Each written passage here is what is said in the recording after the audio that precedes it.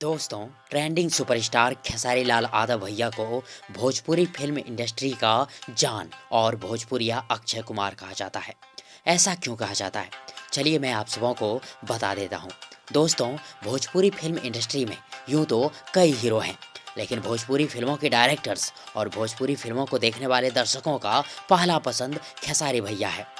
वजह है खेसारी भैया का ज़बरदस्त एक्टिंग। जी हाँ फ्रेंड्स, खेसारी लाल भैया हर एक भूमिका को बखूबी निभाते हैं। चाहे वो एक्शन की भूमिका में हो, कॉमेडी की भूमिका में हो, रोमांटिक भूमिका में हो या फिर इमोशनल भूमिका में हो, सभी किरदारों में खेसारी भैया खरा उतरते हैं। और तो और खेसारी भैया के गाने भी अपने देश भारत के साथ साथ कई अन्य देशों में भी सुने जाते हैं, जिसके चलते धीरे धीरे पूरे वर्ल्ड में भोजपुरी गाना, भोजपुरी फिल्म, भोजपुरी भाषा चर्चित होते जा रही है। और इन सब का श्रेय खेसारी भैया को जाता है। दोस्तों, हाल ही में खेसारी भैया जी को बिहार राज्य की तरफ से हिंदुस्तान का गौरव के अवार्ड से सम्मानित किया गया है, जिससे भोजपुरी फिल्म इंडस्ट्री का नाम फैलता ही जा रहा है। दोस्तों, साल 2018-19 की बात है। एक बार बॉलीवुड फिल्मों के एक्टर सिद्धार्थ मल्होत्रा ने भोजपुरी फिल्म को लेकर कमेंट किए थे कि जब मैं भोजपुरी फिल्म को देखता हूँ ना, तो मुझे लगता है कि मैं संडास में बैठा हूँ, लैट्रिन रूम में बैठा हूँ। तब दोस्तों, भोजपुरी फिल्म इंडस्ट्री का इज्जत बचाने के लिए सबसे पहले खेसारी लाल यादव भैया सामने आए और खेसारी भैया ने बॉलीवुड एक्टर सिद्धार्थ मल्होत्रा को मुंहतोड़ जवाब दिए। खेसारी भैया ने कहा कि सिद्धार्थ जी, बॉलीवुड फिल्में 70 से 80 के दशक में कैसी बनती थी, कौन सी भाषा का उपयोग की जाती थी, बताया। और इतना ही नहीं, बॉलीवुड फिल्मों के सबसे हिट आइटम सॉन्ग मुन्नी बदनाम हुई कौन सी भाषा का है, बताएं सिद्धार्थ जी। और दोस्तों, फिर क्या, सिद्धार्थ मल्होत्रा एक भी शब्द नहीं बोल पाए खेसारी भैया के सामने। दोस्तों, बात यहीं ख़त्म नहीं होती। सिद्धार्थ मल्होत्रा ने गलती को स्वीकार भी किया खेसारी भैया के सामने। तब से ही भोजपुरी फिल्म के हीरो, हीरोइन, डायरेक्टर्स का कहना है कि खेसारी लाल यादव जी भोजपुरी फिल्मों के जान है। इनके बिना भोजपुरी फिल्म कुछ भी नहीं है। दोस्तों, शायद आप सबों को ये तो समझ में आ ही गया होगा कि ट्रेंडिंग सुपरस्टार खेसारी लाल भैया को भोजपुरी फिल्म का जान क्यों कहा जाता है। चलिए अब ये जान लेते हैं कि खेसारी भैया को भोजपुरी फिल्मों के अक्षय कुमार क्यों कहा जाता है।